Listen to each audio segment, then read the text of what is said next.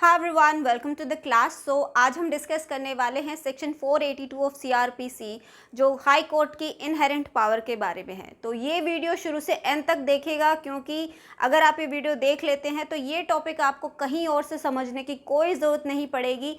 एक एक डिटेल हम यहाँ डिस्कस करने वाले हैं।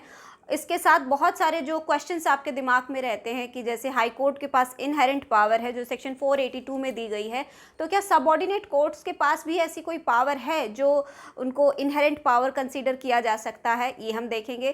केस लॉज हम डिस्कस करेंगे और साथ ही साथ इस सेक्शन में जो टर्मोलॉजी यूज़ की गई है, जैसे नथिंग वर्ड यूज़ किया गया है, इसका मतलब क्या रहता है कि क्योंकि नॉट विद स्टैंडिंग भी तो लिखा जा सकता था, वो क्यों नहीं लिखा गया है। तो नथिंग और नॉट विद स्टैंडिंग, इनके बीच का डिफरेंस क्या रहता है। तो ये भी बहुत कुछ है इस वीडियो में जो हम डिस्कस करेंगे, तो शुरू से एंड तक आपको देखना है। अब इस सेक्शन को एक बार रीड कर लेते हैं ताकि आपको समझ आए कि एक एक वर्ड का क्या मतलब है। तो section 482 saving of inherent power of high court की, हाई कोर्ट की इनहेरेंट को इंग्लिश हिंदी में क्या बोलते हैं, अंतर्निहित, जो उसमें समावित होती है, इंटरनल जो पावर्स जो रहती है हाई कोर्ट की, उन पावर्स के बारे में बोलता है। तो ये एक सेविंग क्लोज है और ये जो सेक्शन है ये कहीं पर भी हाई कोर्ट को नई पावर्स नहीं दे रहा है कि भी नई नई शक्तियां हैं जो हाई कोर्ट को दी जा रही, नहीं। ये सिर्फ हाई कोर्ट को जो पावर्स है उनको एक्नॉलेज कर रहा है, ये नई पावर नहीं दे रहा है। हाई कोर्ट के पास ऑलरेडी ये पावर्स है, तो उनको स्पेसिफिकली सेक्शन में मेंशन किया गया है, बताया गया कि कोर्ट के पास इनहेरेंट पावर है। तो नई पावर नहीं मिल रही है, जो पावर्स ऑलरेडी है हाई कोर्ट के पास उसी को ही एक्नॉलेज किया जा रहा है इस सेक्शन के द्वारा। ठीक है, अभी हम और थोड़े इसके टर्म्स को सिंप्लीफाई करेंगे। सबसे पहले इसके इंपॉर्टेंट इंग्रेडिएंट को देख लेते हैं। तो देखिए, ये जो मैंने यहाँ लिखा है ये सारा आपका सेक्शन में ही लिखा गया, बस आपको सिंप्लीफाई करके लिखा है कि भी कोर्ट किस तरह के बेसिस पर जो है ऑर्डर करता है।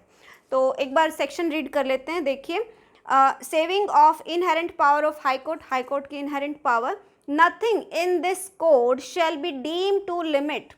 तो नथिंग टर्म मैं आपको एक्सप्लेन करूंगी इसके बाद। तो nothing in this code shall be deem to limit, तो इस कोड में जो आपका ये सीआरपीसी है, इस कोड में कहीं पर भी जो है हाई कोर्ट की पावर को लिमिट नहीं करती है कोई भी सेक्शन, कोई भी जो कानून है, और effect the inherent power of high court, या फिर हाई कोर्ट की जो इनहेरेंट पावर है उसको ना तो लिमिट करती है ना ही अफेक्ट करती है।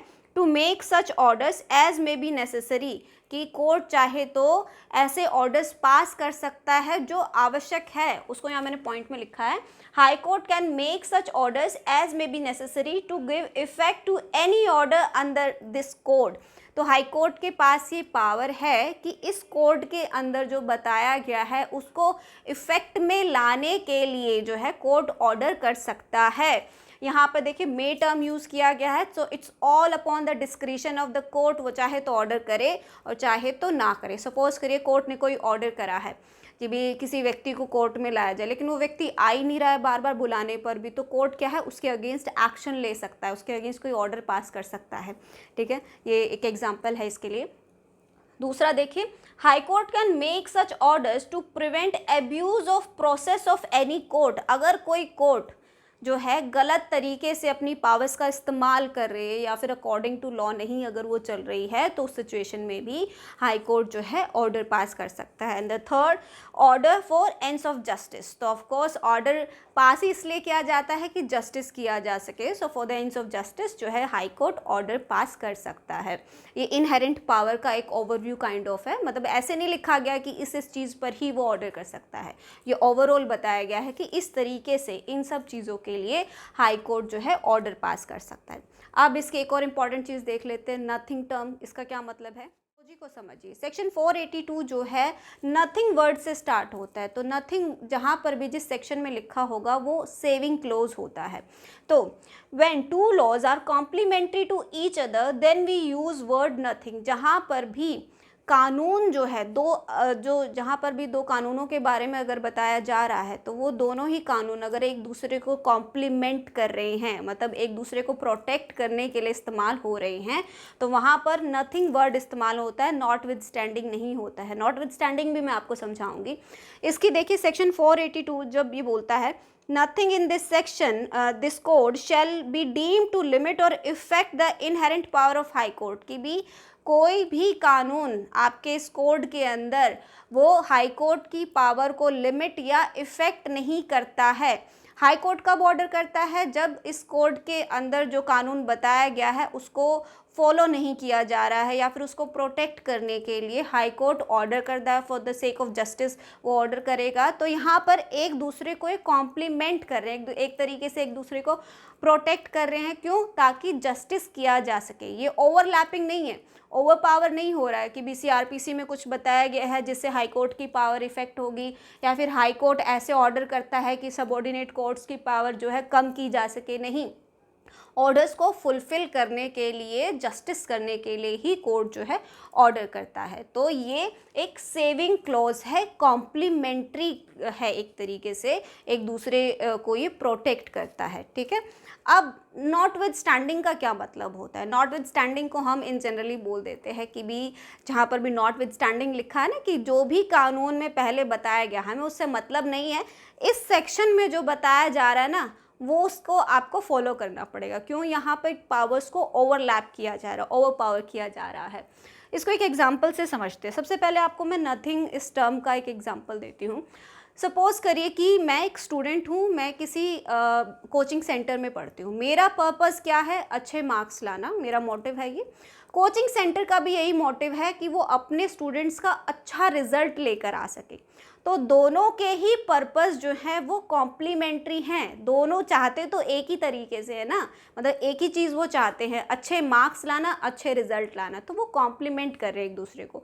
तो ये ऐसा ही नथिंग टर्म का इस्तेमाल मतलब रहता है कि भी सीआरपीसी में ये दोनों ही चीज़ें जो बताई गई है ना, ये एक दूसरे को कॉम्प्लीमेंट करती है। लेकिन नॉटविथस्टैंडिंग इससे अलग हो जाता है। नॉटविथस्टैंडिंग होता है कि जो भी यहाँ कानून में बताया गया ना, हमें उससे मतलब नहीं है, लेकिन हम जो यहाँ बोल रहे हैं ना वो ही जो है प्रिवेल करेगा, वही सुपीरियर रहेगा। ये थोड़ा सा नेगेटिव टर्म रहता है। तो नॉटविथस्टैंडिंग नहीं है यहाँ पर, इसीलिए नहीं इस्तेमाल होता है क्योंकि हाई कोर्ट जो है बाकी कोर्ट्स के जो ऑर्डर रहती है या फिर जो भी खुद के भी अगर कोर्ट कोई ऑर्डर करती है तो वो ऑर्डर अगर फुलफ़िल नहीं हो रहा है, उसको फुलफ़िल करने के लिए, प्रोटेक्ट करने के लिए, for the sake of justice जो है हाई कोर्ट ऑर्डर करता है। आई होप इतना समझाना ठीक रहेगा नथिंग और नॉटविथस्टैंडिंग के डिफरेंस में, और ये यहाँ पर क्यों इस्तेमाल किया गया है।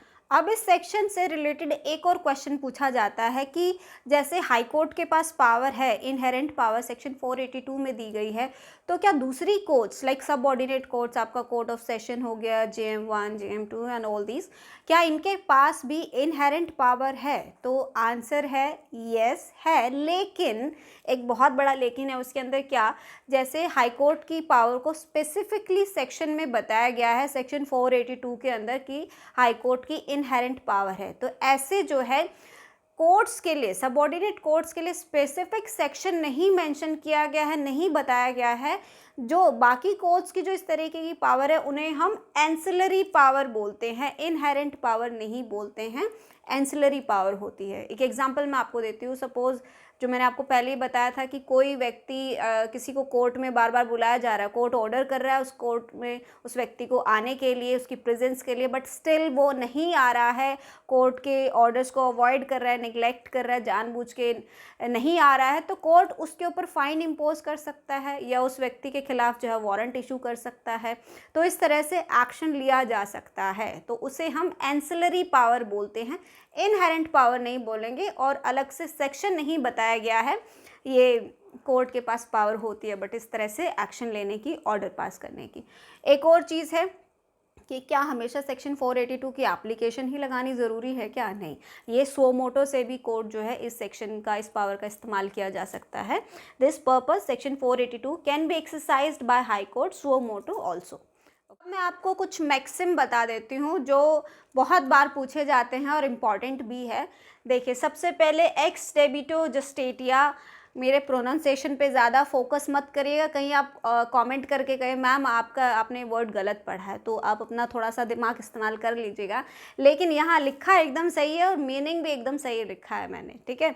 सो इसका मतलब होता है as a matter of right या in the interest of justice. दूसरी मैक्सिम देखिए, नॉन लिकेट, इसका मतलब होता है in the absence of law. और एक थर्ड वाली बड़ी भयंकर मैक्सिम है जो मैं आपको बताने वाली हूँ, ये एक बहुत बड़ी मैक्सिम है लेकिन इम्पॉर्टेंट भी बहुत है, ये पूछी जाती है।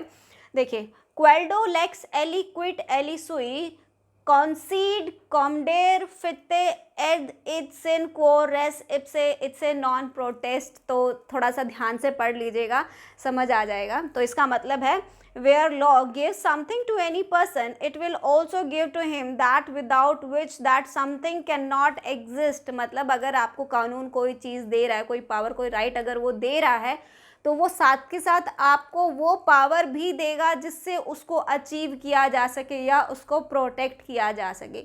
सिंपल है, बस इसको ध्यान से पढ़ लीजिएगा, ठीक है। अब कुछ और इम्पॉर्टेंट चीज़ डिस्कस करते हैं। अब इसका एक लैंडमार्क केस देख लेते हैं, Sakiri Vasu versus state of UP. ये 2 जजेस बेंच केस रहा है और हमारे ऑनरेबल जस्टिस एम काटजू जो है, इनके द्वारा ये जजमेंट डिलीवर किया गया था। तो इस केस में इशू ये रहा था कि whether judicial magistrate first class can order an investigation under section 156 sub section 3 of CRPC। इसमें क्या था, कोर्ट ने ऑर्डर किया कि FIR फाइल की जाए और इन्वेस्टिगेशन की जाए, बट जो इन्वेस्टिगेटिंग ऑफिसर था उसने पहले तो इन्वेस्टिगेशन की नहीं, और जब की तो वो प्रॉपरली नहीं की गई। तो उसके बाद कोर्ट ने दोबारा उसको इन्वेस्टिगेशन करने के लिए बोला गया। तो इसके अंदर ये इशू था कि क्या जुडिशियल मजिस्ट्रेट जो इस तरीके का ऑर्डर कर सकता है। तो इसमें सुप्रीम कोर्ट ने यही बोला, जो मैंने आपको पहले बताया था कि सबऑर्डिनेट कोर्ट्स के पास क्या इनहेरेंट पावर होती है एज सेक्शन 482। तो यहाँ कोर्ट ने बोला कि कोर्ट के पास ये पावर है, जिन्हें हम एंसिलरी पावर बोलते हैं या फिर इंसिडेंशियल पावर आप बोल सकते हो, कि अपने ऑर्डर को फुलफ़िल करने के लिए या फिर अगर जो इन्वेस्टिगेशन प्रॉपरली नहीं हुई तो दोबारा इन्वेस्टिगेशन के लिए वो बोल सकता है और उसको वो मॉनिटर भी कर सकता है। मॉनिटर करने को हम लिटरल मीनिंग में नहीं जाएंगे कि वो डे टू डे अपडेट ले रहा है कोर्ट, या कोर्ट खुद से जाके इन्वेस्टिगेशन कर रहा है, नहीं। कोर्ट के पास ये पावर है कि उस इन्वेस्टिगेशन को चेक करे कि वो प्रॉपरली की जा रही है या नहीं की जा रही है। और कोर्ट के पास, yes, judicial magistrate first class के पास भी ये पावर है, जिसे हम एंसिलरी पावर या इंसिडेंशियल पावर कह रहे हैं, कि वो इस तरीके का ऑर्डर पास कर सके। एक और केस देख लेते हैं। एक और केस देखिए, धर्मेश भाई वासुदेव भाई and others versus state of Gujarat 2009 का ये केस था। ये भी 2 जजेस बेंच केस रहा। तो इसने अपने प्रीवियस जो सकीनी वासु वाला था उसको ओवररूल नहीं किया था, क्योंकि दोनों ही 2 जजेस बेंच केस थे। तो हमारे जस्टिस SP सिन्हा के द्वारा इसका जजमेंट डिलीवर किया गया था और इसमें भी उसी तरीके की बात की गई। तो मैं इसको एक्सप्लेन नहीं करने वाली हूँ, ये आप खुद से पढ़ लीजिएगा। अगर फिर भी नहीं समझ आता तो आप कमेंट करिए, मैं आपको फिर से इस पर एक वीडियो बनाकर आपको दे दूँगी। अब एक इम्पॉर्टेंट चीज़, प्लीज़ वीडियो को ज़रूर शेयर करें, लाइक करें और चैनल को सब्सक्राइब करना बहुत ज़रूरी है। क्योंकि इससे मोटिवेशन मिलता है। तो फिर भी अगर किसी को कोई डाउट रह जाता है इस टॉपिक के बारे में, आप कमेंट कर लीजिएगा, मैं आपको आंसर करूँगी। And thank you for watching.